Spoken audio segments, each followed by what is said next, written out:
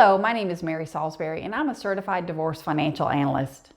Most people's first reaction when they realize they're getting a divorce is that they need to go hire an attorney. That's the way their parents or their friends did it, but times are changing.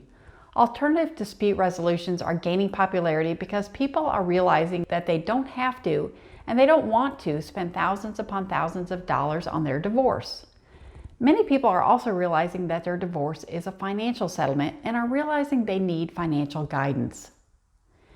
In this course, I'm going to teach you about the different methods of divorce, which include hiring an attorney, mediating through a family or divorce mediator, using a certified divorce financial analyst for divorce financial planning and mediation, collaborative divorce, or doing it yourself, which is also called pro se in legal terms. I'll explain the pros and cons of each and who they will work for so you can make an educated decision about which method works best for your particular situation.